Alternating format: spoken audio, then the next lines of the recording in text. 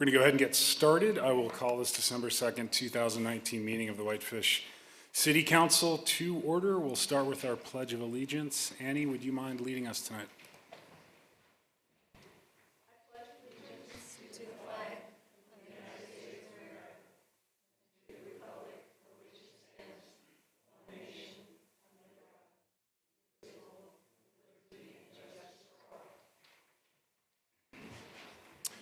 Thank you, Annie. Our next agenda item is a proclamation declaring April 24th, 2020 Arbor Day, and that'll be on Friday.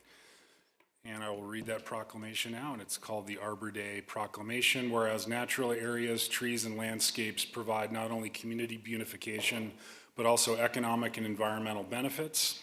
And whereas trees provide many benefits to the community, including air purification, windbreaks, noise reduction, shade, and energy savings. And whereas planting trees and maintaining older trees provides an opportunity for community interaction, volunteerism, economic development, and environmental conservation. And whereas our efforts to improve the environment benefits present and future generations.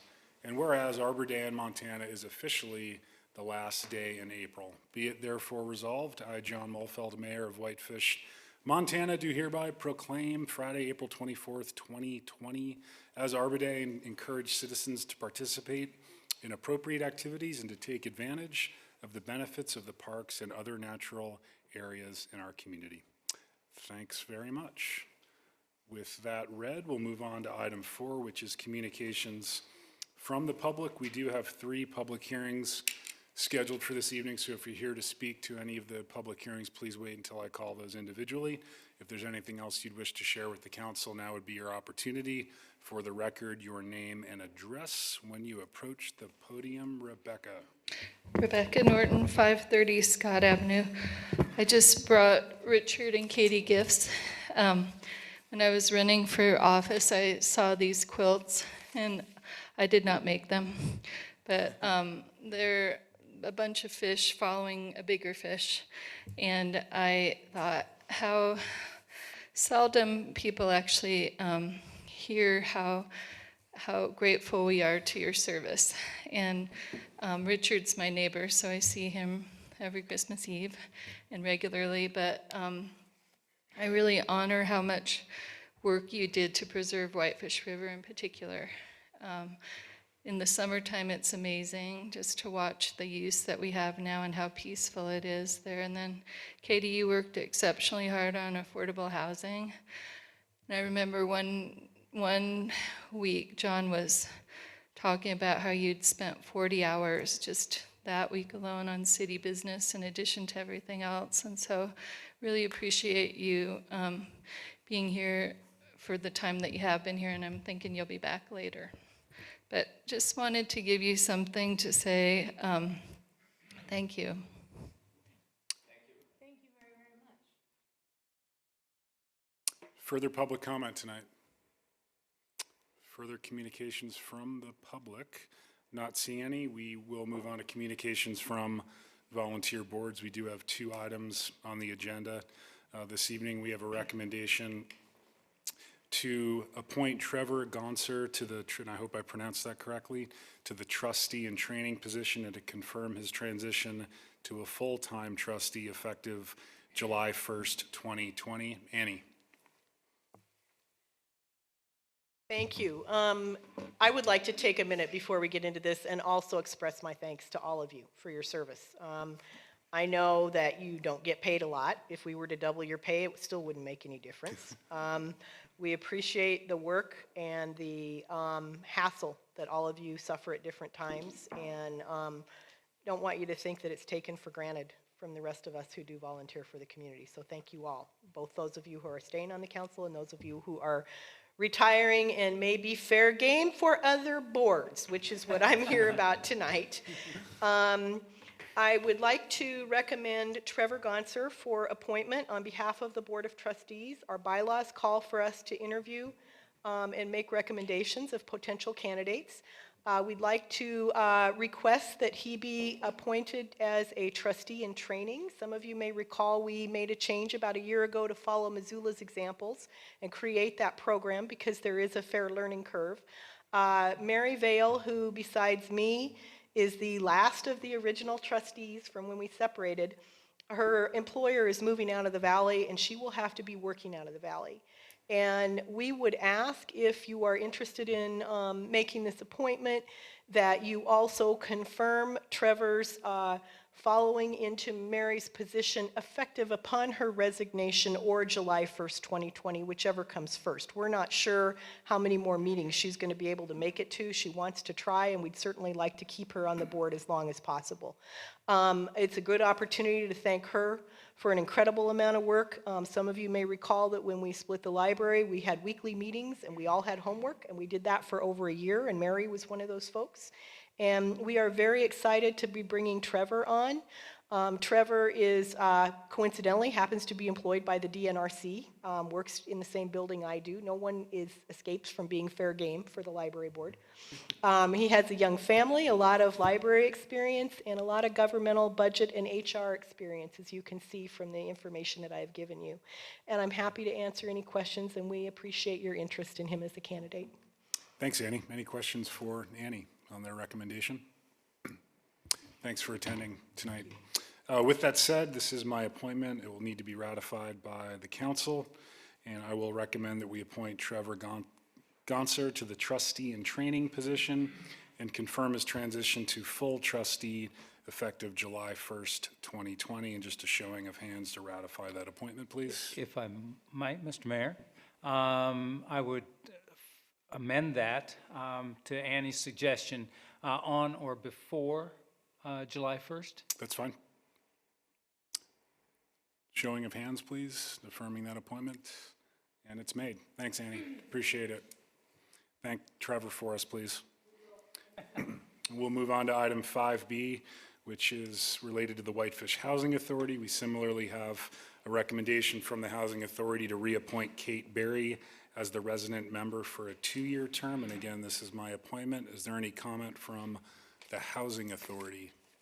Not seeing any, I'll go ahead and I will reappoint Kate Berry as the resident member of the Whitefish Housing Authority, serving a 2-year term. And just a showing of hands to ratify that appointment, please. And that's unanimous, Michelle, as well. Thanks very much.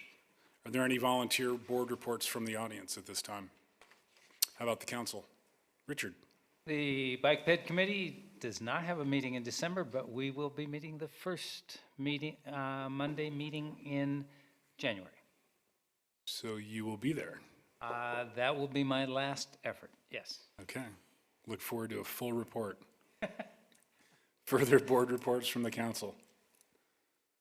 Not seeing any, we will move on to our consent agenda. Any changes or additions to the November 18th meeting minutes? Richard? Did you want to deal with the committee appointments and board appointments that were made, recommendations that were made during the work session tonight, or do you want to do that at the end of the meeting? Have they been made?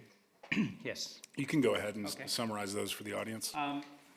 During the work session today, the council, these were all council appointments, and we moved and it was seconded and voted to approve Tony Viseth to the Impact Fee Advisory Committee, Ian Hassan to the Board of Adjustments, and Stacy Caldwell to the Architectural Review Committee, and that was by unanimous consent of the council. Great. Congratulations to those applicants. With that said, Richard, do you have any changes or additions to the meeting minutes, or can I have a motion, please? I have none. That you would ask me if Then I will move to approve the consent agenda. Is there a second to the motion? I'll second. Seconded by Councilor Hennon. Further discussion? All those in favor, please raise your hand. Those opposed, like sign, and that carries unanimously, Michelle, which brings us on to item 7 of our agenda, which we have advertised 3 public hearings, and we will start with item 7A, which is consideration of a request from Jason Evans for a conditional use permit to construct an accessory apartment located at 411 Summers Avenue, and the property is zone WR2, which is our 2-family residential Wendy? All right, good evening. So the applicant is proposing to build an accessory apartment. They're going to remove an existing carport storage structure to accommodate a new garage. Access will be off the alley, and it will meet the 600 square footage requirement. Access to the apartment will be by a stairway located on the north side of the structure. This property owner obtained a conditional use permit for an accessory apartment back in 2010. The CUP did lapse before they had a chance to build the apartment. However, they did record the restrictive covenant for the property, and that is still valid. Again, the property's at 411 Summers Avenue. It's developed with a single-family home surrounded by residential uses. It has a WR2 zoning. The growth policy designation is urban. It's served by all public services and facilities. We did notice adjacent landowners, place a legal in the paper, and notice advisory agencies, and we didn't receive any comments. We review these according to the criteria in the zoning regulations. The project does comply with the growth policy. It does comply with all the zoning regulations, and again, they did record a deed restriction on the property that is still valid and meets those standards. There's adequate area for the site. Parking is being met. There's a 2-car garage proposed, and then there's adequate space for another space on the property.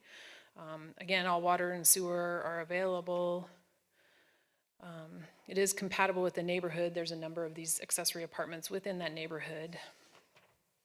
So the planning board held a public hearing on November 21st. No one spoke, and the board unanimously recommended the conditional use permit subject to 10 conditions of approval. Answer any questions. Thanks, Wendy. Any questions for Wendy? Andy? Yeah, it's just related, just because I noticed Steve asked at the meeting if we've been keeping a tally, which I'm sure we have, of how many we've approved, and I would be, when you get a chance, it'd be interesting just to know that number. It's not something that has to happen tomorrow, but we do like at least one a meeting, so that's At least. 20 to 30 a year right there, so. It does seem like they're increasing than Yeah, previous yeah. years. But I'd just be curious to know, Yep, because I can- that adds to the housing stock, Yep, and for sure. so, anyway. And affordability. Further questions for Wendy? Thanks, Wendy. We did advertise for a public hearing on item 7A of the agenda, and we'll hold that public hearing now. Is there any public comment tonight? Any public comments on this item? Not seeing any, I'll close the public hearing and turn it back to Andy for a motion. I would move to approve WCUP 19-19, the findings of fact, and the staff report, 10 conditions of approval as recommended to us by our very own Whitefish Planning Board at their November 21, 2019 meeting. I will second. Seconded by Councilor Williams. Further discussion? All those in favor, please raise your hand. Those opposed, like sign, and that motion does carry unanimously. Michelle. Which brings us quickly to item 7B, which will be our own ordinance 19-24, an ordinance amending Title 11 of our zoning regulations, Chapter 2, zoning districts, Article 2K, WB2 secondary business district, and Chapter 9, definitions of the Whitefish City Code. This will be WZTA 19-06, and we'll hear this on a first reading this evening. Dave. Good evening, Mayor and councilors.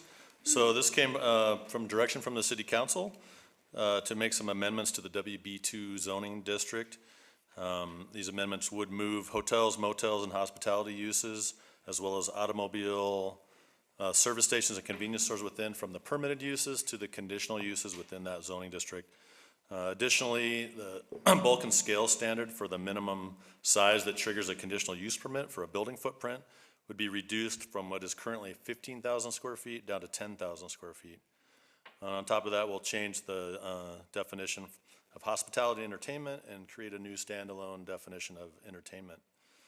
So looking at this from an analysis point of view, we're hotels and motels are a use that has quite a bit of pressure on city services.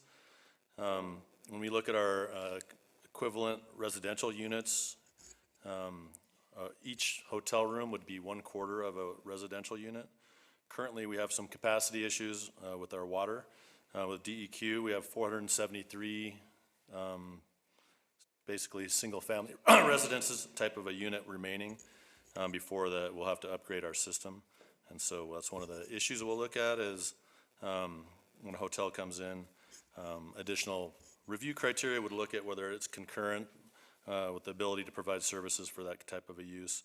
Additionally, there's some impacts on affordable housing by some of the low-wage workers that are part of any hotel development, and the types of uses that are, appropriate in that zone and how it would impact traffic, as well as any other types of things that we need to put special conditions on in order to benefit the public.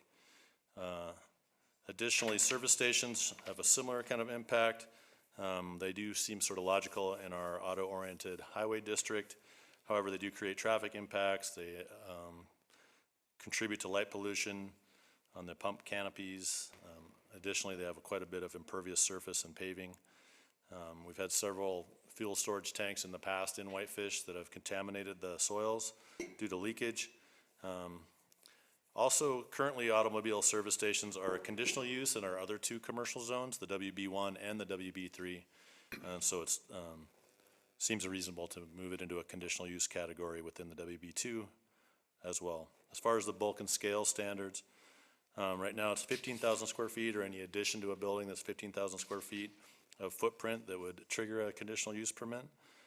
Reducing that threshold to 10,000 square feet will capture more development, especially in that B2 zone where we do direct some of our biggest types of buildings, such as grocery stores and hotels, theaters, hospitals, et cetera.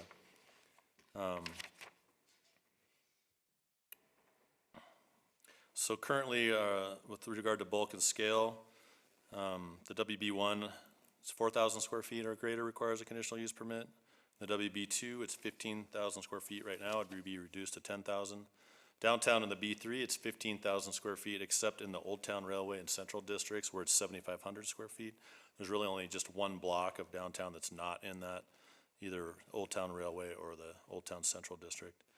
We have no limits on building footprints in our B4 or our industrial zone, as well as our resort business zones. And then our business service district, which we really don't have any zoning in right now. Any property zone is 10,000 square feet. And then our industrial transitional zone is 15,000 square feet. I provided in your staff report, which is on, I think, about page 149 of your packet, just some additional review of some of the other buildings in that zone to show us sort of what 15,000 square feet looks like versus 10,000 square feet. So anytime we do a code amendment, we have to look at different criteria in the zoning code. Reviewing the findings of fact. So it has to be made in accordance to the growth policy. Currently, the growth policy calls out that WB2 zone as part of the general highway commercial area. And specific to that zone, it does list hotels and motels as well as dispensaries of motor fuels as appropriate uses in that zone.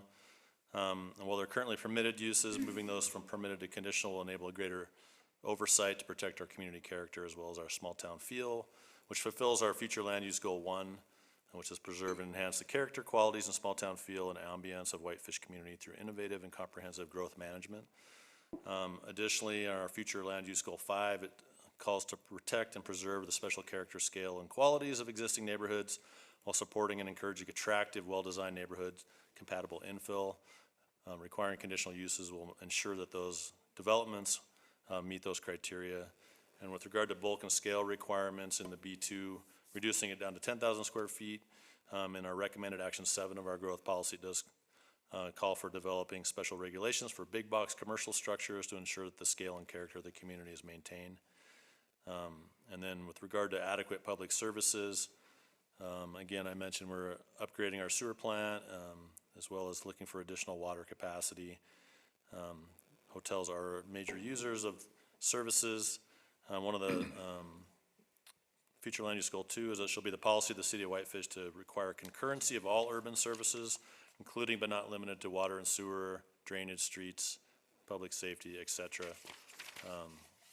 And so based on all those things, our major finding is that this text amendment does fulfill many of the growth policy goals and objectives.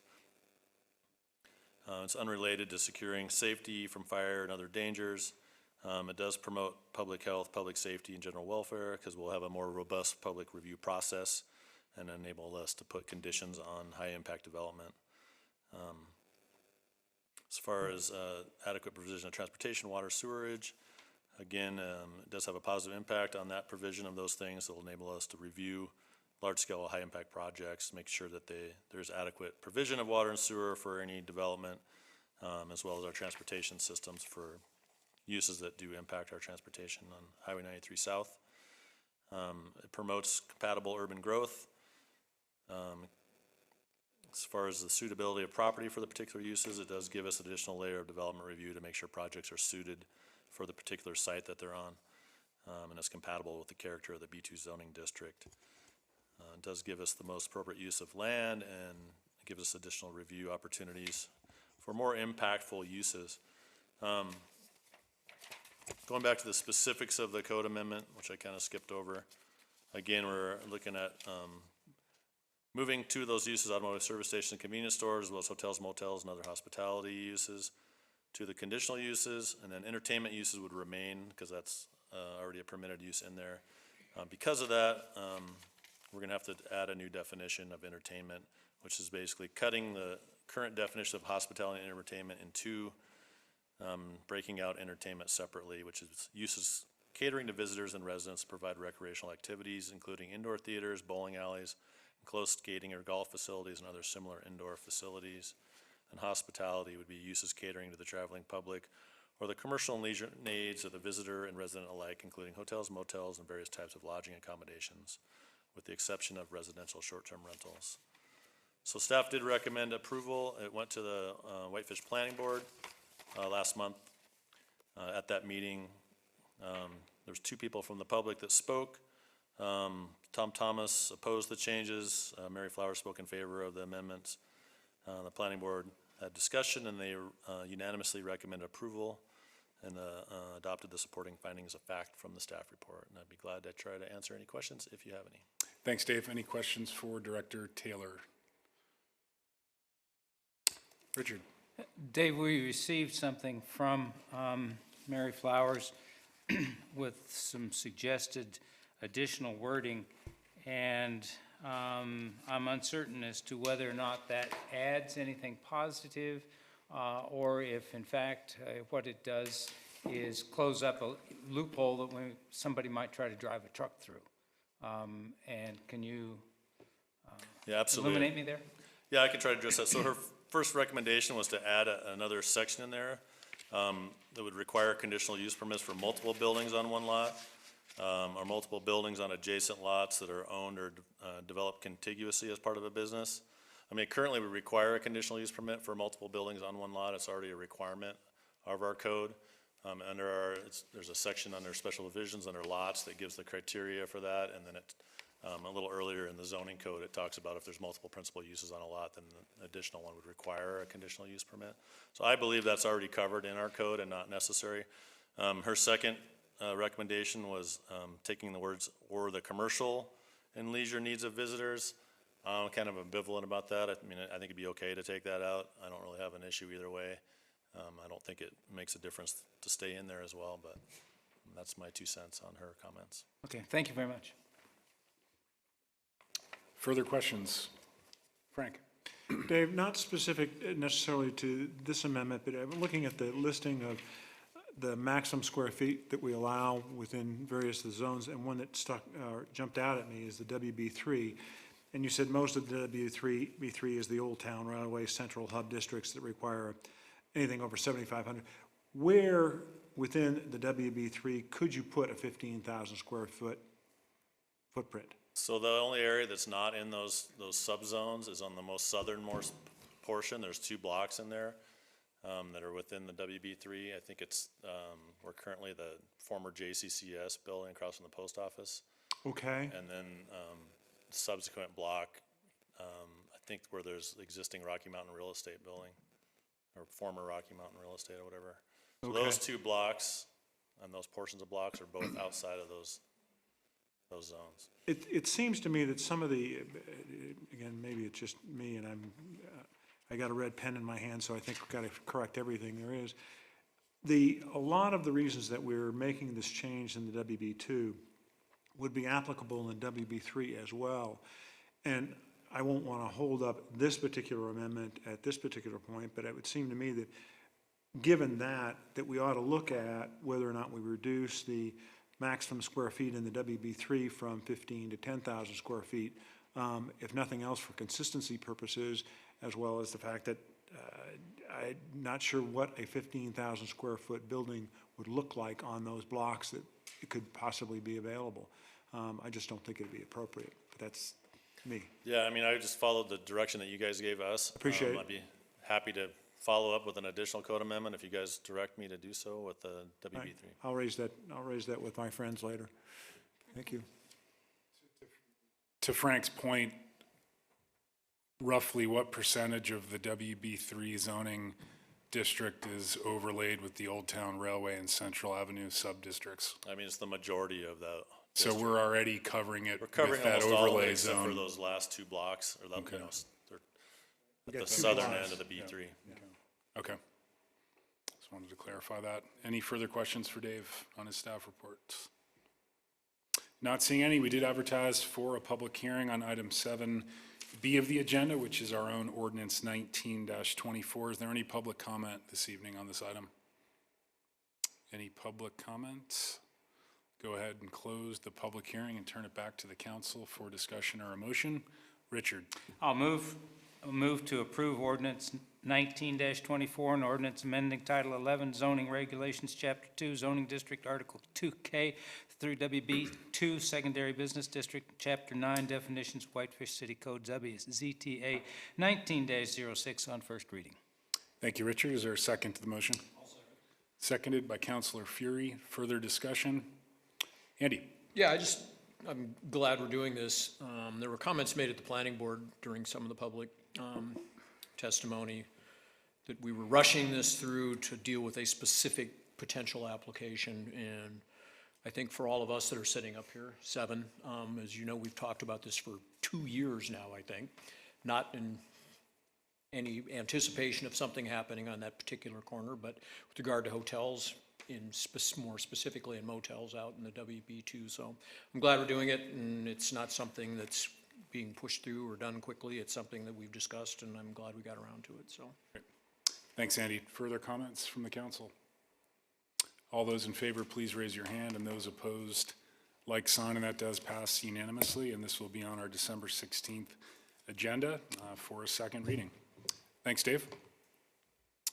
We'll move on to item 7C of the agenda, which will be ordinance 19-25, an ordinance amending Title 11 zoning regulations, Chapter 7, administration and enforcement, and Section 8, conditional use permits of the City of Whitefish Code, and this is WZTA 19-07 on a first reading. Wendy? All right, so as part of implementing the Legacy Home Program, the City Council enacted the administrative conditional use permit with the requirement that we notify folks within 300 feet of the project, plus place a legal in the paper. No changes were made or proposed just to the regular CUP, which has a requirement of 150 feet.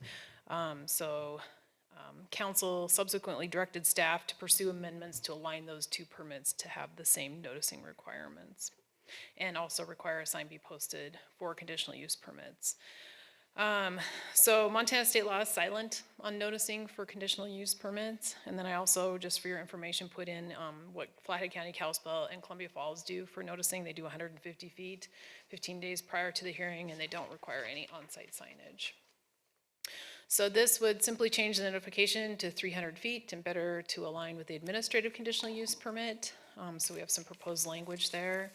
And then also post a sign 15 working days prior to the public hearing. Planning board did hold a public hearing on the 21st.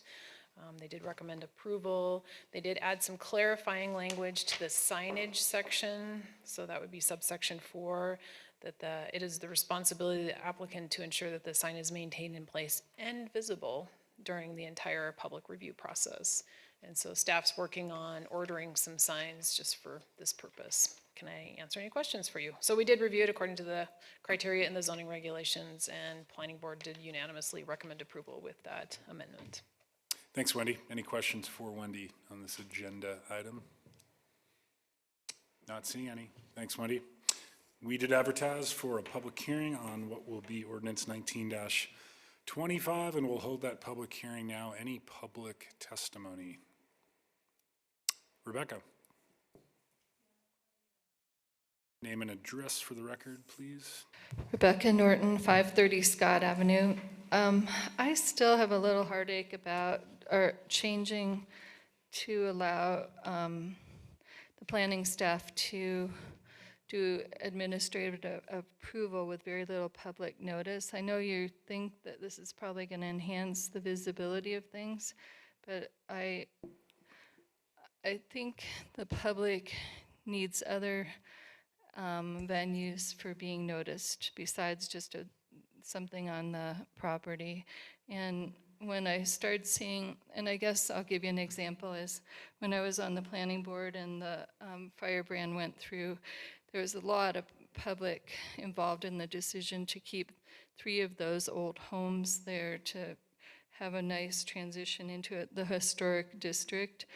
And the properties now being built as townhomes with just one person on our staff deciding to approve that, even though the picture was put up there, but there was no real public process around that. And that seemed like a break in trust in terms of what the public expected to be maintained for that transition area. And so I think when you're allowing staff to make decisions with very little public input, you might think about that in the future, and I'll be up there, so I'll be thinking about it already. But I just feel like there's a little bit too much of a rush into doing these approvals through our planning staff without a bigger public process. So I just, another example is the over by the school, and I think people rushed to give public input by Friday to make it mandated that it went before the planning board. And that was a perception within the public that they had to work really hard to change that, otherwise it was a done. I'm losing you guys, aren't I? Okay, well, sorry. All right, well, when I'm up there in January, maybe I'll make more sense. Sometimes I think the best part of our town is the public process. I think people really care about living here, and when you change things dramatically with very little public process, it will get some kickback from that. All right, thank you. Thanks, Rebecca. Further comments from the public? I'll go ahead and close the public hearing and turn it back to the council for a motion. Ryan, please. I would move to approve ordinance number 19-25 of an ordinance amending Title 11 zoning regulations, Chapter 7 Administration and Enforcement, Section 8 Conditional Use Permits of the Whitefish City Code, WZTA 19-07. Is there a second to the motion? I'll second. Seconded by Councilor Williams. Further discussion? All those in favor, please raise your hand, and those opposed, like sign. And that carries unanimously as well, Michelle, which brings us on to item 8 of our agenda, which is communications from our Public Works Director, Craig Workman, and we'll address item 8A, which will be ordinance 19-36, a resolution amending the City of Whitefish Public Works Department's engineering standards, and this is on page 173 of the packet. Craig. Good evening, Mayor and Council. The resolution begins on page 173. My staff report is on 175, and we have the standards along with the detailed drawings and all the appendices in the packet as well, which begin on page 178. The City of Whitefish engineering standards, I think as everybody is aware, attempts to establish the minimum requirements for construction of facilities both inside and outside of the right-of-way.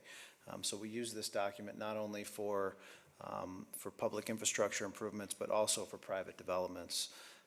Good design of projects is always the city's goal, and so these standards cover everything from transportation facilities, stormwater facilities, sanitary sewer facilities, water improvements, and now we've added park recreation and open space facilities to this latest update. The engineering standards were first adopted by the city in December of 1997. They were updated in February of 2006, and then again, a couple years later, in February of 2009, We feel that significant changes and developments have occurred since that last update, and the time has come to update the standards once again. The Public Works Department has actually been working on this update for a couple of years. We finally completed the edits earlier this year and circulated the draft document among staff throughout the city. Once that review and comment period was done, we also distributed the engineering standards to engineering consultants throughout the valley. That took place in late October. We received comments back from consulting firms in November, incorporated those changes into this draft where appropriate, and now we feel that this is ready for approval. So in addition to completely updating the format of the standards to make them more readable, we've made a few new requirements and alterations to current requirements. One of the changes is new requirements for the submittal of as-built drawings. We talked about this a little bit at the work session a few weeks ago, where we're now requiring layered CAD drawings in the electronic format, which really helps to facilitate putting drawings directly into our GIS mapping system. There's a new tree protection section that includes language from the November 2017 Tree Protection Ordinance, which was adopted by City Council. A completely updated stormwater chapter, which is now triggered by 10,000 square feet of total impervious surface, as opposed to the previous trigger of 5,000 square feet of new impervious surface. The nationwide standard has been going to a total calculation of impervious surface rather than modifications to existing, and I think there's been a few projects in the last couple years that have been over 10,000 square feet but less than 5,000 square feet of new that probably could have used a little more stormwater design, so this will help pick those up. There's also new language in the standards restricting the construction of private wells, which we talked about at the work session, that will also be incorporated into the rules and regulations as we move that document forward. But by approving this resolution and getting these updated standards, we'll now be, we'll have a means to restrict private wells within the city limits, which I think is necessary. And there's also a completely new chapter on decorative street lighting, which incorporates LED fixtures. We've also updated the standard drawings, which are in this packet. They've gone through several revisions and added a few new appendices to help developers and designers work through projects. So all in all, we really feel that this document is a good effort at updating these standards. From a financial perspective, we really don't anticipate any additional staff time or increased cost to monitor these or enforce these standards. And we therefore respectfully recommend that council approve Resolution 19, I believe 36, adopting the updated version of the City of Whitefish engineering standards. Thanks, Craig. Any questions for Craig? Richard? Craig, I do have some questions. Interesting that this was 2 years in preparation. It took me less than it did to read Tolstoy's War and Peace, but 2 years in preparation is probably not a bad place to start.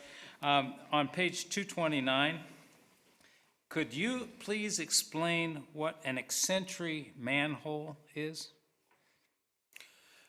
An eccentric manhole? Eccentric. Would you expect Whitefish to have ordinary manholes?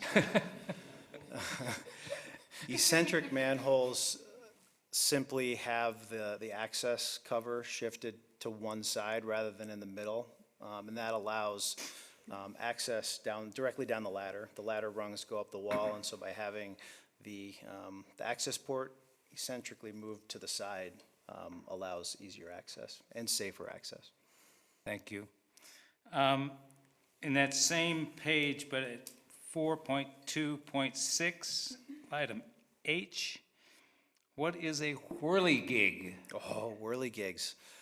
So oftentimes when we are designing road projects, the intention with a manhole cover, an eccentric manhole cover, is to have it within a very close tolerance of the final asphalt grade. Not only does that provide a smoother drive as you go over it, but it also helps preserve the road. Sometimes contractors don't get that precise. The tolerance is within an eighth of an inch, and it gets kind of difficult to do with paving technologies. So they can come in after the fact with a device called the whirligig that literally saws out the asphalt and then sets the manhole cover to within that tolerance. Thank you. Whirligig. Those were used on 93 West, correct? Yep. Yep. Yeah, we use them on a number of projects. We had to use them most recently on State Park Road. Okay. Speaking of state, I'll ask that question later. On page 230 at 4.2.12, there's a description of oil and water separators. And you and I talked a little bit about that, and maybe this is not the place to have it, but one of the things I think we need to be cognizant of, and that is that there should be some sort of a report or inspection requirement. It's one thing to have the oil-water separator, but if nobody ever inspects it until it fails, then we've missed the boat. Is there a more appropriate place to put some kind of a reporting or inspection project?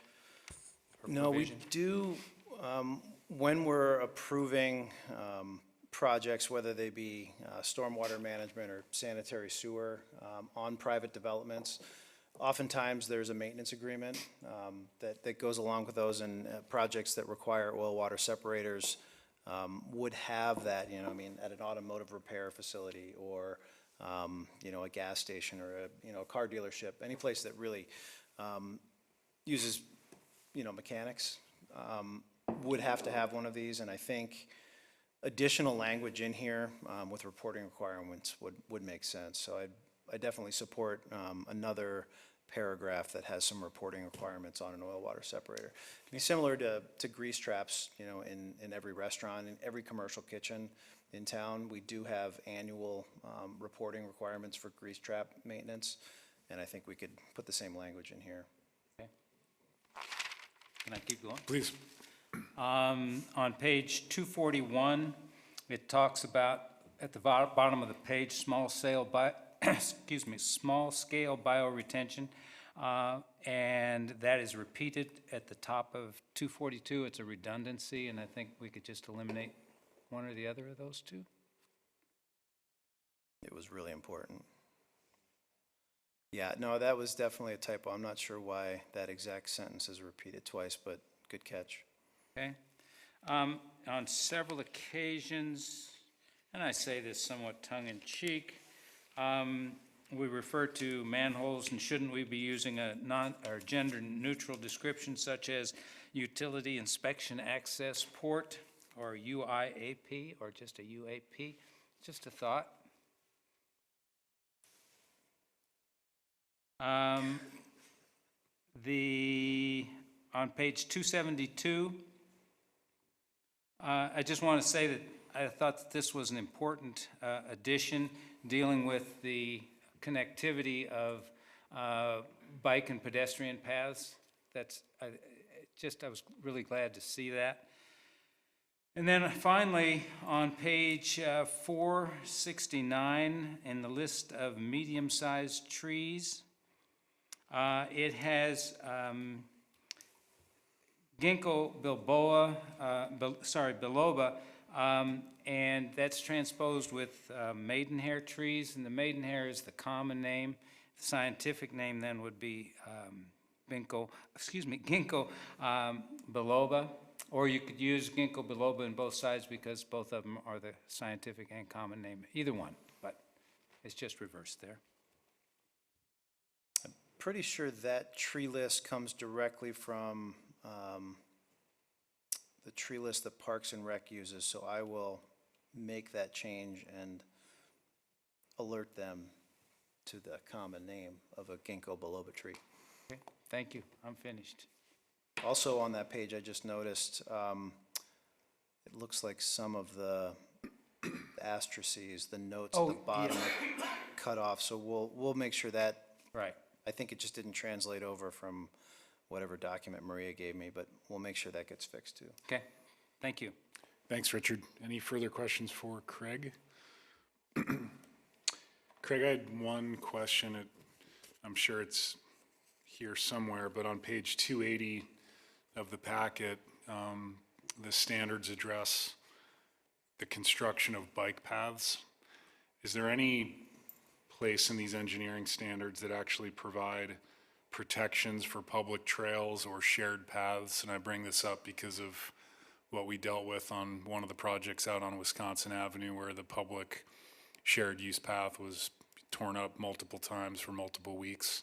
Is there any condition within these standards that requires that those paths be, resurfaced within X number of days?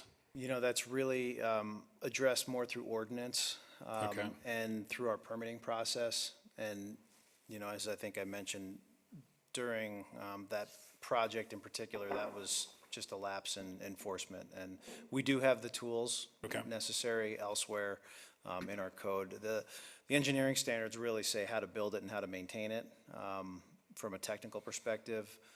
The means and methods we get from other areas in the code, and we definitely have the teeth to make sure that doesn't happen again. Great. Thanks for clarifying that. Further questions for Craig? We will need a motion adopting Resolution 19-36 if an individual is so inclined. Richard? Sure, I'm happy to do that. Move to adopt Resolution 19-36, resolution amending the City of Whitefish Public Works Department's engineering standard as modified. Is there a second to the motion? I'll second. Seconded by Councilor Williams. Further discussion? All those in favor, please raise your hand, and those opposed, like sign, and that carries unanimously. Thanks, Craig. Move on to item 9A. You have Dana's written report enclosed with the packet. Any questions for Dana on her report? I thought our meeting with the chamber went really well. Dana did a great job. We were kind of limited in the amount of time we had to present, but I think it'll be a good idea as we kind of march into the spring and early summer that we hold another State of the City address here at the council chamber. So we indicated to the chamber that we'd be hosting another one of those events after the council has their retreat, hopefully, later this winter when we set our goals. So I thought it went well. Thanks, Dana, for attending. Anything else to report on? So I just have one item, and I spoke with Richard briefly about it earlier today. We did have bid openings for our wastewater treatment plant, and now that we are going to have a December 16th meeting, I know the council direction was to only have that one item, but we're requesting that we can actually add the wastewater treatment plant bid award to that. They would like to start construction in January if possible, so just to move that timeline up. So as long as the council can give me a head nod that we can add one more item only to the agenda, we'd appreciate it. If I'm allowed to ask, did the low bid match or come in under the engineer's estimate? It came in severely over the estimate by about 22%.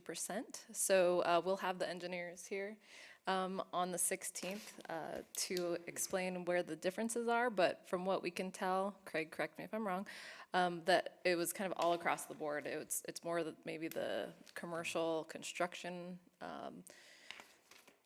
that's causing the increase, not a specific item that they maybe missed specifically. That's right. Okay. Okay. Yeah, that's fair. Thanks, Dana.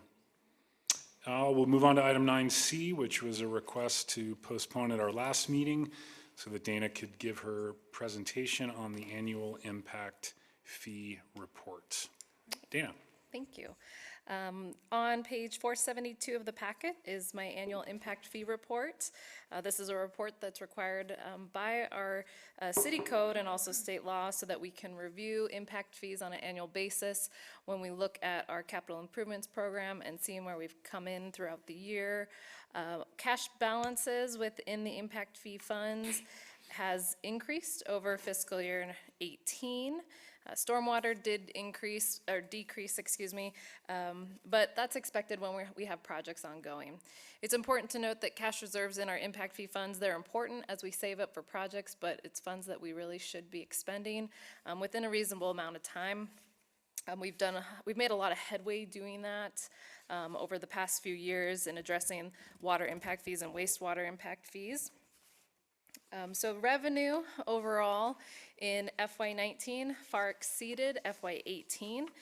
Impact fees really follow our building permits. We obviously have been seeing a big years of building permits and construction within the city limits.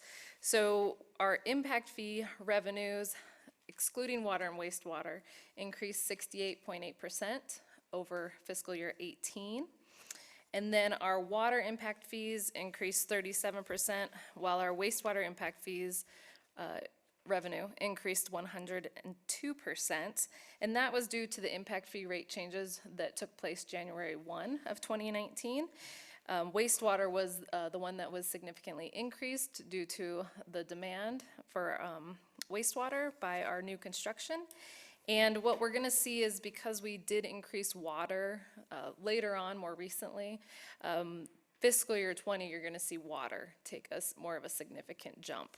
So we still expect impact fees during fiscal year 20 to actually probably exceed fiscal year 19, as long as the construction industry continues to see that growth, just based on our impact fee rates going up, because in fiscal year 19, we only had half a year for water and wastewater. Other ones, we're gonna see a decrease, because we did decrease rates for some of them. So one of the things we also look at in this report is what we've spent impact fees on. So impact fee funds must be spent on capital projects that have a useful life of 10 years or more. And we can also use impact fees to recoup costs, pay debt service for facilities that have the ability to provide more services. We haven't hit the maximum level of service, so we can actually recoup costs from developers that way. That is why you see City Hall remaining on our impact fees. It's also why you see the ESC, our Emergency Services Center, as an impact fee, because we're still collecting those to pay for the additional space within these facilities that can be used by growth.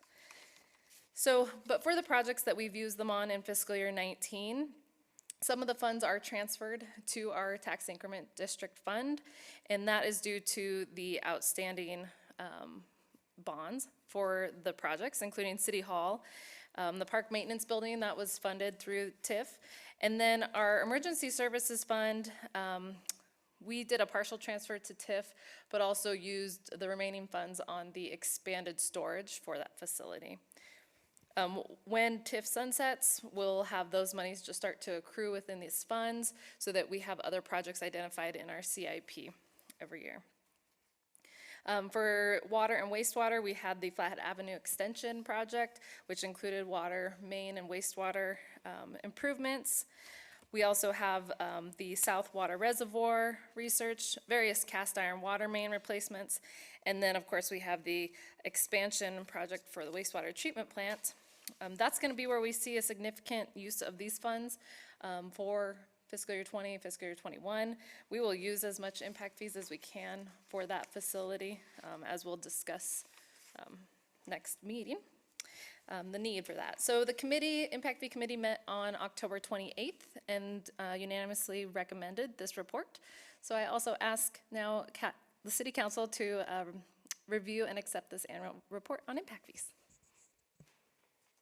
Thanks, Dana. Any questions for Dana on our impact fee report?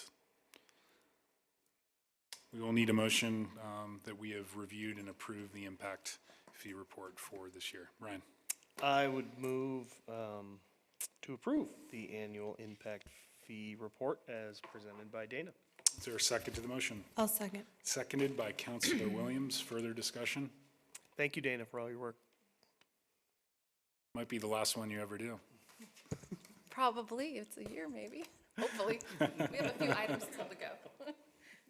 Thanks, Dana. All those in favor of the motion, please raise your hand. Those opposed, like sign, and that motion carries unanimously. Which brings us on to item 10A of our agenda, which is consideration to direct staff to create a resolution in support of the quote, Safe Freight Act of 2019. Questions, comments, motion? Andy? I guess I'll just speak to it really quickly. This came to me originally from Bob Melser. You guys probably know Bob from former owner of Bagel Shop. Works for the railroad now. He's an engineer for them, and he is part of, for the union, he is part of the legislative committee or legislative liaison person. this is legislation that, from a union standpoint, they feel is very important, and I just said, well, get me some information and I'll distribute it to the council, and we'll see if we think that it has any merit. I think after looking at it myself personally, I think it does have some merit. The basic point that Bob made to me just in discussing it with him was that, yes, positive train control is something that will work in the future, probably doesn't work to make trains as safe as they should be, and I think they give a number of indications of that in here. It is something the actual Safe Freight Act has had pretty good bipartisan support. There have been a number of state legislatures at the urging of the BNSF, I'll be very honest, that have passed legislation not allowing states to support this, but as a result of that in states, and I believe we have done so in the state of Montana. So the union and other trainmen have been reaching out to local communities that are affected greatly by the railroad, as we are obviously, because it's a big part of what happens in our downtown, to go ahead and get at least community support.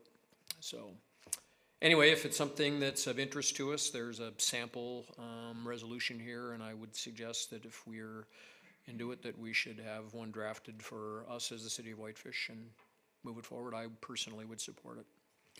Other comments? I too would support it. I think this is, given what comes through our yards today and the level of risk that we take on a daily basis with those trains, I think this is a minimum that should be done. Clarification, so our state legislature passed a law preventing the state legislature from adopting. I believe that's true. I don't. Okay. Yeah, I can't testify to that on a Wouldn't stack surprise of me, Bibles by any but- means, but that's, I think it did happen in the legislature here, so. Okay. And I would not be surprised. We would have to look that up to be sure, but. Sounds like a Dave Fern question. Yes, exactly. Yeah, Dave would definitely know. Okay. Is this something the council would like to see on a future agenda item? Just a showing of hands, please? That's great. Thanks for bringing this to our attention, Andy and Bob, who I did not realize is an engineer for BNSF. I loved his bagels. And I miss them to this day. Don't we all? Thanks, Andy. We'll move on to item 10B. This will be my appointment, and I would motion, and I just need a council ratification to reappoint Hillary Lind and Joe Page, our chief, to the Whitefish Climate Action Plan Standing Committee, and just a showing of hands to ratify those recommendations. And that's unanimous, Michelle. Thanks, Chief. We do have a letter from Mary Jane Barrett regarding Whitefish Street Talk. Is there any comment from the council on that letter? Not seeing any. We'll move on to item 10D, which we're happy to have on our agenda. I guess I would make just You one do have comment, a- so it gets, just looking at it, I always appreciate that kind of input. Given the fact that basically at that point, that's a state roads to a certain degree, and I really doubt that we'd see any better functioning of the Baker and Second intersection by putting a light at Baker and First. So I think that the chances of that happening would be very, very minimal, and I think it would probably create a lot more problems than it would solve, so. Interestingly, though, a light at Baker and First was contemplated in the update to the downtown master plan, which I never really understood. But It's the bottom of the hill there. we'll move on to item 10D.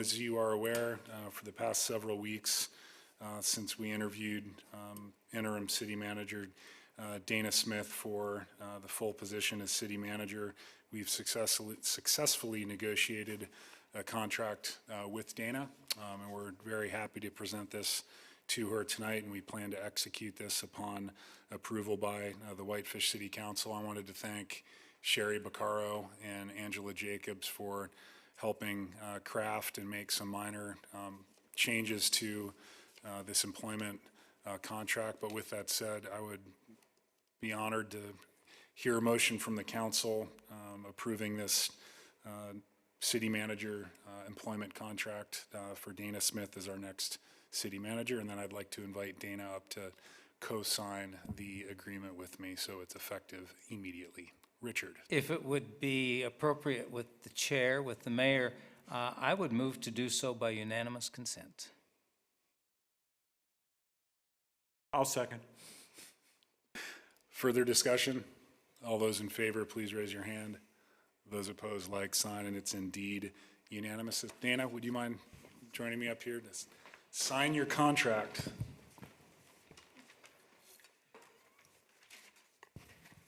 Bring your own pen.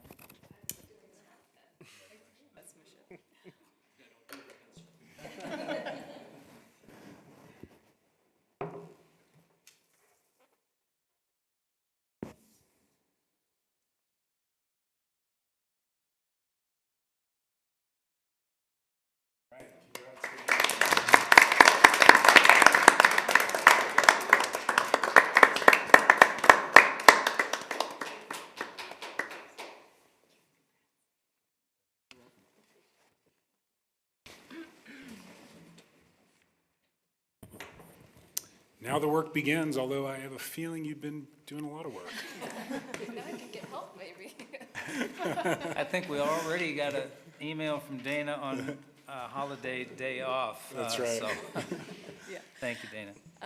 If I could, Mayor. Absolutely. I just want to say thank you to the entire city council and everyone here who is sitting up here with me. Without the directors and city staff that we have here, me taking on this opportunity, really wouldn't have happened. The support that I've received from staff has been absolutely incredible. I enjoy Whitefish. I love what Whitefish stands for. I love to see our community grow. And working together, I see a bright future for us. It's an honor to serve as the next city manager. And so I appreciate your support, as always. Thanks, Dana. We'll move on to councilor comments, and we're going to start this evening with Deputy Hildner. I have three things this evening. I'll start with my public service announcement that there will be the unveiling of the public art sculpture at the front of City Hall Thursday evening, this coming Thursday evening. There'll be a reception in the lobby from 5:30 to 6:30, and about halfway through that, we'll all go outside and unveil the sculpture that the artist has entitled Harmony Waters. And having seen it, it's before it was installed, or before installation, it's a beautiful piece, and I think the city can be well proud of it. Richard, related to that, there's a likelihood I will not be in town on Thursday, but even if I was going to be in town, it would be my preference to pass the honor of that unveiling on to you, and I wanted to thank you for all your effort working with the studio to get this piece of art finally installed on City Hall. So if you don't mind, I'd love to pass the honor on. I'd be honored to do so, Mr. Great. Mayor. Thanks, Richard. And it's really pretty cool, and I encourage anybody listening, watching, and those here tonight to please show up if you can. Reminder that the Christmas stroll is the following day, the 6th. And finally, I was out of town when the pilot came out, but it did have quite a spread, and the number of city employees and families that helped putting up the Christmas decorations, the holiday decorations in the city was just a wonderful thing. And I want to thank everyone in the city who had any hand at all in that effort. And I think it was Craig's daughter I saw in one of those pictures having a great time with a garland on her head or something. I don't know what it was, but thanks to city employees if you pass. It was the reflective vest that really did it, though. I'm sure it was. So thanks to city folks. Great. Thanks, Richard. Andy? Just quickly, welcome Dana as official city manager, and I would encourage you, and I know you're already thinking about looking, backfill your finance position as quickly as possible so you have a life. So, thank you. Thanks, Andy. Ryan? Nothing. Thank you, Ryan. Katie? Just one quick update reminder, we have changed our meeting date for our Whitefish Strategic Housing Committee to Tuesday, December 10th from 1 to 3 p.m. here. We had to change it because one of our consultants could only make it work at that time, so it's not the usual Thursday meeting. Just thought I'd send a little public service announcement out there. Thanks, Katie. Frank? Nothing this evening, thank you. Thank you, Frank. Melissa? No comments. Great, thanks very much. Craig, quick questions for you, just a couple updates. Where are we on, has State Park Phase 1, it's completed? Correct, yep. How State did Park that- Phase 1 is completed. We had the first public meeting for Phase 2 a couple of weeks ago, and we'll build that next summer. Okay, that answered that question. Any unexpected challenges that we encountered during Phase 1? How did the detour work? Any feedback from the residents? No, nothing unexpected. The project came in ultimately on time and within budget. The detour was complicated, you know, it definitely wasn't a fun summer for folks that live along the route. There will be a less obtrusive detour that will be required for part of Phase 2, but just the way that the next phase lays out, we're gonna have to build most of it under construction, so we won't have to encounter as much of a detour burden on the next phase, but all in all, I think it worked out really well. Great. Then secondly, the water, yeah. Can I ask one just yes, related question to that? absolutely. How are we doing on right-of-way acquisition? We're excellent. We have all of the right-of-way agreements signed and just one or two more closings to take care of, so Awesome. we're where we need to be. Good. Secondly, the water treatment plant capacity project, where's Morrison and Merrily with that design process? We're at about 70% on the design. Wow. So they're moving along pretty quickly. We just reviewed the most recent tech memo. I guess that was early last week. And so we anticipate being ready to bid that project in probably about 3 months. Yeah. Is there an opportunity to have, I know they offered when they were awarded the contract, they indicated they'd be here at every meeting. Yep. Would it be possible, since we're at a 70% design level equivalent, to have just a brief update to the council on that design process and where we're Absolutely. heading, if you don't mind? Yep. Assuming that's built into their budget. Yeah, and it's funny, the one meeting that they don't show up to, Yeah, we're that's talking right. about it, but they have had a member here for, I think, pretty much every meeting since they've had that contract. And they've been providing regular status reports, which I can begin to forward to council. Okay. But beyond that, whether we want to do it as a regular agenda item or put it on a work session, we could easily do an update. Great. Thanks, Greg. Obviously, when the new councilors are sworn in would be the best time to do that. Just an idea, but every so often I contemplate or try to recall all the various compositions of councils that I've sat on up here for the last 14 years, and I'm gonna have to ask Michelle to do some research because I can't figure it out. But I've always thought it would be a good idea to have a photo of the council before the members depart, and I believe that'll be at the next meeting. So if the council would like, I'd like to have a group photo shot of this council. But it's pretty chaotic. Let's try to do it December 16th, and Andy's gonna be gone. Yep, so if you guys don't mind, let's try to get together at about 6:45. Mr. Mayor, Yes, you're not here? I'm going to be in a doctor's office someplace. Okay. Getting a knee looked at, so. Just caution. Put me in there, yeah, put me in. So, yeah, but We could do it now, or the Christmas We can do it party? after the meeting. Yeah, that's a great idea. Or the Christmas Okay. party, I think, if you all are here, but Okay. now is probably best. Let's just do it now. That's a great idea.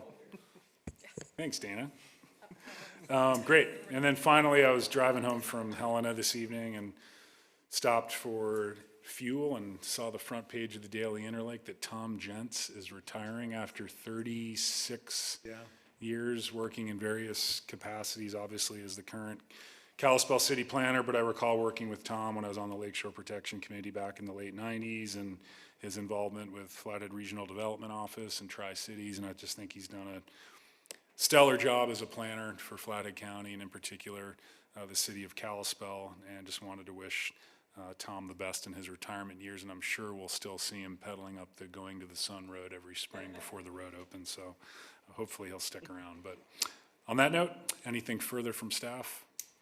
Council? I would just, I'm sure they'll have a retirement party for him, and I think it would be a very nice thing, the city of Whitefish, because he did an awful lot of work here for Yeah. us for many, many years, just to send a card, so. Absolutely. It's a great idea. Thanks, Andy. We are adjourned.